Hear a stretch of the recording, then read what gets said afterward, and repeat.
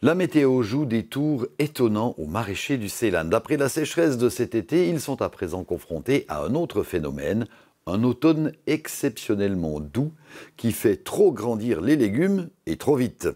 Comme les commerces ne demandent pas de gros légumes, les cultivateurs doivent s'en débarrasser. Yvonne Baldinini a rencontré un maraîcher à Chiètre, mais aussi une femme qui tente de sauver ses légumes pas dans la norme. Pour les calettes, un croisement entre le chou de Bruxelles et le chou frisé, il a fait bien trop chaud cet automne. Oursionneur de Chiètre doit prendre tous les choux un par un avec cette machine, qu'ils soient grands ou petits.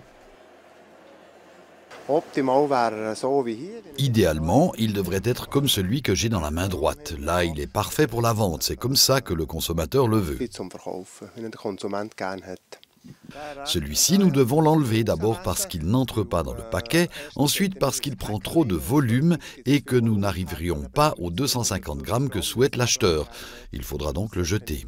Jusqu'à présent, nous n'avons pas trouvé de solution. C'est un problème que nous n'avons jamais eu avant.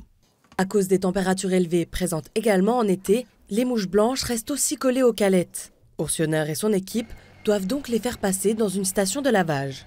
L'année dernière, les calettes étaient trop petites, elles sont aujourd'hui trop grosses. Le maraîcher s'attend à nouveau à une perte. Si nous pouvons récolter tout le champ ces 2 à 3 prochaines semaines, nous comptons avec 20 à 25% de pertes. Nous pouvons supporter cela, même si nous avons le même travail que d'habitude. C'est dommage parce que nous devons aussi gagner quelque chose. La doucette, qui se trouve sous serre à Chiètre, pousse aussi trop vite. Elle n'a le droit de faire que 8 cm pour le commerce de gros.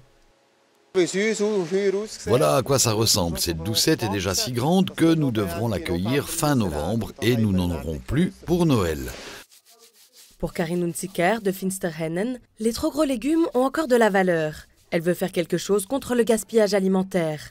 Elle va chercher les légumes chez les agriculteurs qu'elle leur achète. Pour elle aussi, d'aussi grosses carottes, ce n'est pas normal. J'ai été surprise, alors j'ai sorti la balance pour la mettre dessus.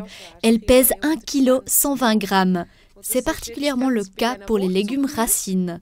Nous avons aussi des panais qui sont exceptionnellement grands. Avec sa mère, elle prépare les légumes et les sèche. Les grosses carottes et les panais seront par exemple utilisés pour faire des chips pour les 10 heures ou une soupe de légumes.